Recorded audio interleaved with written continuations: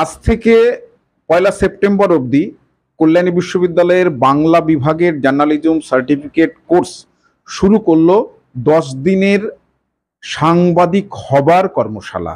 কারণ আমরা সকলে জানি বর্তমান যুগে সাংবাদিকদের খুব প্রয়োজন, এবং পেশাগত দিক থেকেও যখন ছাত্রছাত্রীরা অন্য চাকরির সুযোগ পাচ্ছে না, সেই জায়গায় বিভিন্ন টেলিভিশন চ্যানেল, বিভিন্ন প্রিন্ট মিডিয়া, বিভিন্ন ইলেকট্রনিক মিডিয়াতে সাংবাদিকের খুব প্রয়োজন হয়ে দেখা দিয়েছে।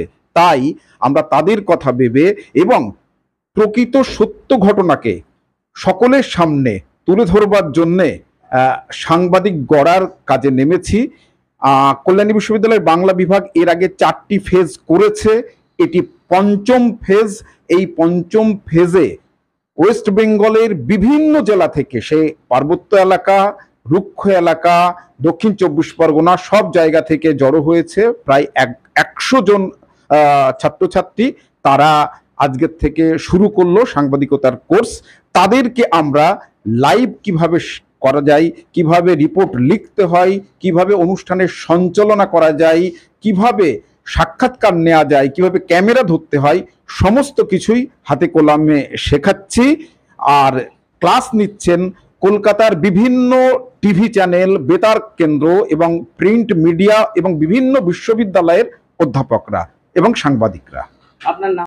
আমার মনে হয় এখন একটি ক্রান্তিকাল চলছে, এবং এই ক্রান্তিকালে সংবাদের ভূমিকা ছোট থেকে বড় সবাই বুঝতে পারছে।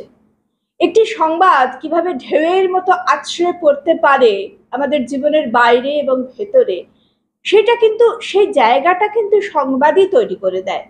এবং সংবাদেরও তো নানান রকম প্রকারভেদ আছে। কোন সংবাদটা আমরা নেব, কোনটা আমরা নেব না, কিভাবে সংবাদ তৈরি করব, কতটুকু বলা উচিত, কতটুকু বলা উচিত না, ইত্যাদি বিভিন্ন বিষয় রয়েছে, যেটা অবশ্যই একজন সাংবাদিককে শিখতে হয়। আমরা রাতারাতি যেমন বাংলার স্নাতকোত্তর হয়ে যায় না, ঠিক রাতারাতি তেমন সাংবাদিকও হওয়া যায় না, সেটাও শিখতে হয়।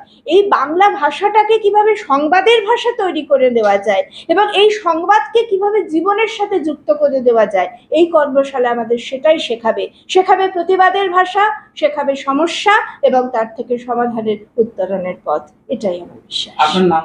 আমার নাম কৌশিক বিশ্বাস। আমি বনগাঁ শহরের কুস্তিপল্লী গ্রাম থেকে এসেছি। 9 তারিখে আরজিকর যে ঘটনা ঘটেছে সেটা খুব নিন্দনীয়। কোনো ঘটনার পিছনে কোনো কারণ থাকেই। সেই বিষয়ে আরজিকরের যে জানা যাচ্ছে যে ওখানে ড্রাগ চক্র চলতো, বা ওখানকার যে শিক্ষা ব্যবস্থা, যে সমাজের মানদণ্ড, যে শিক্ষা ব্যবস্থা, সেখানে যে গণটোকাটুকি বা এগুলো সে জেনে ফেলেছিল, তার জন্য তাকে এই পরিণতি হয়েছে। আমরা চাইব যে প্রশাসন ব্যবস্থা করুক, যে শিক্ষা ক্ষেত্র যেখানে আমাদের সমাজটা দাঁড়িয়ে আছে যার উপরে ভিত্তি করে, সেখানে যেন স্বচ্ছতা আসুক, যেন সেটা সঠিকভাবে হোক, যে যেন কোনো পরীক্ষা বা এগুলো সঠিকভাবে যেন হয়, এখানে যেন কোনো টোকাটুকি বা এই বিষয়গুলো যেন না হয়। সম্প্রতি ঘটে যায় এই আরজিকরের ঘটনা, যেটা আমাদের পুরো পৃথিবীকে উত্তাল করে দিয়েছে। একটা নারী যে কোথাও সুরক্ষিত নয়, যে নিজের কর্মরত অবস্থায় তাকে সুরক্ষা দিতে পারে না, তাকে কোথায় সুরক্ষা দিতে পারবে? আমরা আজ এই নারী জাতির প্রতিষ্ঠার লড়াইয়ের জন্য আমরা বিচার চাইছি, এবং ঘটে যাওয়া যে নারীকে এতটা নির্যাতিত, এতটা অত্যাচারিত হতে হয়েছে, তার জন্য আমরা বিচার চাইছি। We want justice. হুগলি থেকে আসছি।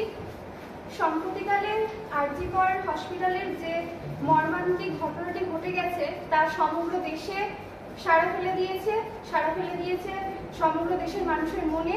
তো আমরা সকলেই চাই এই ঘটনার ভয়ঙ্করতম শাস্তি হোক, যাতে পরে আর এরকম কোনো দোষ করার সাহস না পায়। কল্যাণী থেকে আসছি।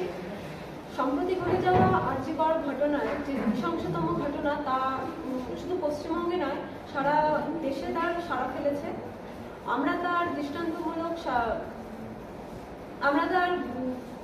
দোষীর দৃষ্টান্তমূলক শাস্তি চেয়ে তাকিয়েছি সিবিআই এর দিকে। ধন্যবাদ।